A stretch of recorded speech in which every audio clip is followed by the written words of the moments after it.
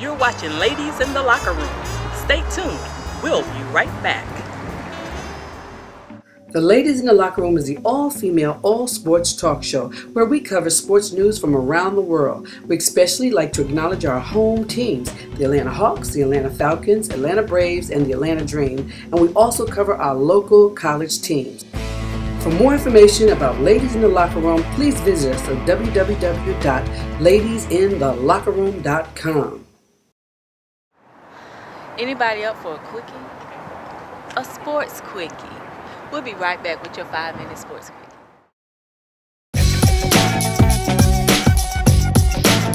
Hey, this is your girl Andrea Parks with your 1-minute quickie. The NFL started their season off. Seattle beat my boys down Green Bay 36-16. You know, that's my team when Warren Sapp was there. So hopefully they'll come back a little bit stronger for the rest of the season. We have some injuries to start out the season. Tom Brady's out with a hurt calf. And then we have Cam Newton out with a fractured rib. Don't know how long they'll be out, so hopefully they can recover real quick. Even before the season gets ended, we have suspensions. Josh Gordon suspended for his second offense on drug charges from the Browns. He's suspended for the whole year. He's appealing that, but the NFL is also changing those rules to maybe reduce that suspension. Ray Rice is out for 2 games on domestic violence. The NFL has kind of tightened up on that. They said on the second offense, you'll be suspended for the lifetime. I think those are pretty serious charges, so hopefully these guys can get it together. Then again, your girl Serena Williams has made it to the U.S. Finals, her 4th time, so we'll be rooting for her. That's all I have for now. This is your girl Andrea, the 1-minute quickie. This is Zebra Limley with the Ladies in the Locker Room Sports Quickie. New drug testing could benefit Wes Welker and Josh Gordon. If the NFL and the NFLPA make a decision by Sunday, the suspension could go away forever. The new drug testing program and talks apparently were expedited because of Welker's suspension for amphetamines. Under the new policy, amphetamines would move from the performance-enhancing drug list, which carries a 4-game suspension, to the substance abuse list, which carries no suspension for a first-time offender. The new program also would raise the threshold needed to test positive for marijuana, which would affect Josh Gordon. His positive marijuana test was just barely above the NFL threshold. Currently, there are 29 NFL players and 1 owner suspended from starting the 2014 season. 25 of those were either for performance enhancement drugs or for substance drug abuse. My name is Ebony Howard with Ladies in the Locker Room, and this is my sports quickie. Seems as though the San Francisco 49ers line defensive man Ray McDonald has been in the news a lot quite lately, having missed for the 2nd straight day in a row the beginning of practice this Thursday, as the 49ers gear up for their big season opener against the Dallas Cowboys. Could this be because of the legal issues that Ray is facing? Just this past Sunday, Ray was arrested and is facing felony domestic abuse charges. And he also posted $25,000 bail. Reports are stating that this took place in an upscale residence, and the woman involved may be pregnant, and she is his fiance. Now, this isn't looking too good for Ray. So that brings me to the question, is domestic abuse becoming a problem in the NFL? Well, we'll have to tune in further to this case and see what's going on with the details. This is Ebony Howard with Ladies in the Locker Room. 4. My name is Nina Patterson, and today's Sports Quickie is for my NASCAR fans. Now, if you haven't heard already, NASCAR changes Talladega qualifying rules for faster formats in October for the National Series. Now, another thing that we're definitely excited about is Tony Stewart's return to the track. He had to take some time off due to a fatal crash involving 20-year-old Kevin Ward Jr.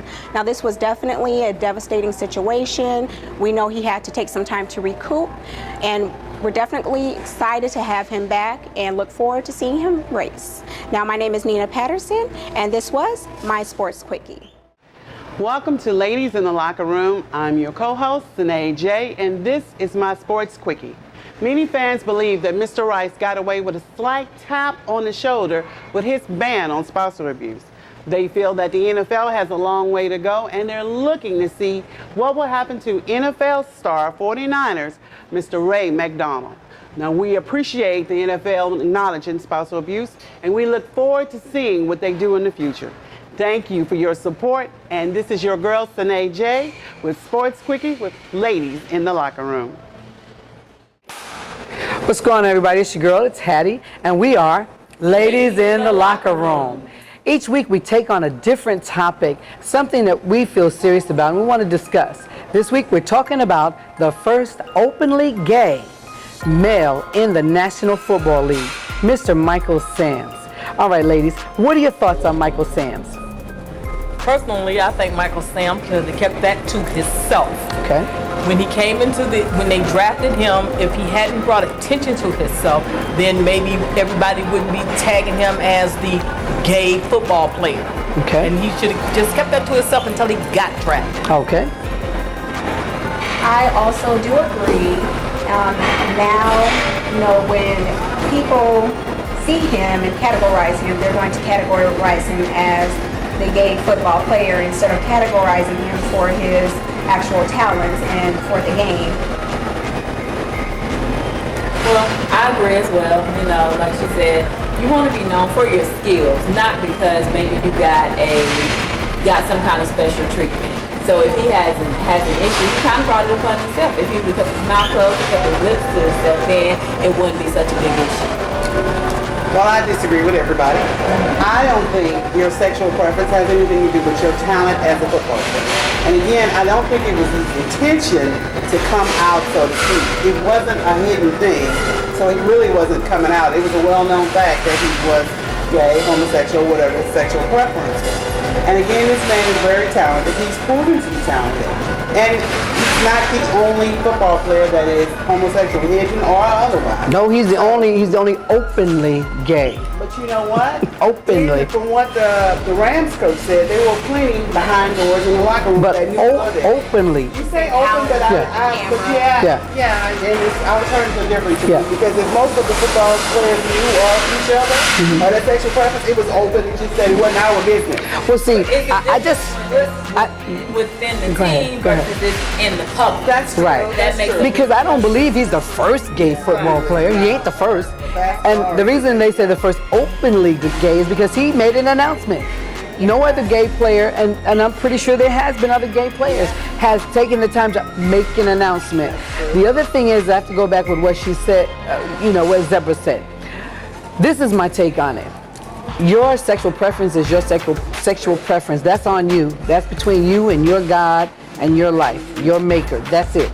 I ain't got nothing to do with it. I don't even care, one way or another. But I think that how he destroyed himself is not just coming out and being gay, but I think how he messed himself up is when he sat there on national TV and kissed his partner after he was drafted. I think that right there, I think that put a nail in the coffin for him. I think that the team was ready to accept him as being gay because I think the team is smart enough to know he's not the only person that's gay, he's just the only one that came out and said it. But I think that raised red flags because now they're feeling like, is he going to flaunt this in our face? Is he going to throw that in our face? And if he had made the team, would his lover be up there with the football wives? Well, he ain't a wife yet. That's a good question. That's a good question. But now the thing about it is, yes, he would have been up there. That's a great question. But I just want to say is, I just really feel like, as she was saying, if he didn't just throw it out there, it wouldn't have been a big problem. I think that he raised red flags for the team by kissing his lover on national TV, and I think that the red flag was, is he going to flaunt this? Is he going to flaunt this? I don't think they cared that he was gay, because they knew that when they drafted him. He came out and said that it wasn't his intention, that it was so natural for him and his partner to kiss, to embrace each other when something good happens to each other. That when he... You know why I don't buy that? You know why I don't buy that? Because I know people who curse like a sailor, but when the reverend is around, but when the pastor is close by, they hold it down for a minute. So I don't buy that. And I think that, of course, you all probably know by now, they cut him. And I was a little shocked about that because he actually had a good preseason. He did exactly what he was supposed to do as a rookie. But he wasn't good enough. If he had been good enough, they would have never cut him. If he says coach's that opinion. they had already had a strong Yeah. so that was the reason. Okay, so what about the NFL going and asking other teams that they'll hire him on the practice squad? They haven't asked anybody else. Now what No. kind of thing does that Let me tell you what happens when you get cut. You get cut, and now you're a free agent. Anybody, he could still play. He could still play. Now the Dallas Cowboys is picking him up. It was just up to the Rams. The Rams brought him on. They really didn't need him. As this is the other thing they said. Their defensive team was strong enough, but he did good in college. He was, they wanted to take a look. Now he's a free agent, and Dallas has picked him up. Was they not asked by the NFL? Was not somebody within the NFL, somebody leaked that story that they were going around asking the different teams if they would put him on the practice squad? That's not a secret. I'm trying to tell you. That's standard. That's the way that works. Because he was good enough. If you get drafted to a team and they decide, look, we're not going to keep you, but you're so good, we're going to try to help you get somewhere else. We don't need you. Okay, well, what about all the other men that got cut? Well, it's a new day. What about them? Did they go around there and find jobs for the mother? You know what? If they were good, they did. Yeah. If they were good, they did. See, they're not newsworthy as he is because again, he's That doesn't even have anything to do with newsworthy. But anyway, so I think that we all agree. Well, no, I don't know. We don't all agree. We almost all agree that Michael Sams just should have. It was okay for him to be gay, but maybe he was flaunting it, or maybe he was just putting it out there too much. Maybe that's why. I really don't think he should have got cut. I think he played well enough to stay on the team. And I think he obviously played well enough because the Dallas Cowboys have now picked him up. Now, let me tell you one more thing, and we're going to wrap this up. Dallas Cowboys owner, he ain't no joke. That's a very rich man. He's rich for a lot of reasons. He going to get all the gay fans and get more fans. You know what I'm saying? Anyway, this is Ladies in the Locker Room, and that's been our topic for the week. If you want to tune in and tell us, what do you think? Do you think he was flaunting it? Do you think that's why the Rams let him go? Do you think he should have made that kiss during the draft? Or do you not care? Check us out with www.ladiesinthelockerroom@gmail.com. Send us an email. Tell us what your thoughts are. We're Ladies in the Locker Room. Catch us each week, and you can find us on YouTube every single day. Good night from who? Ladies in the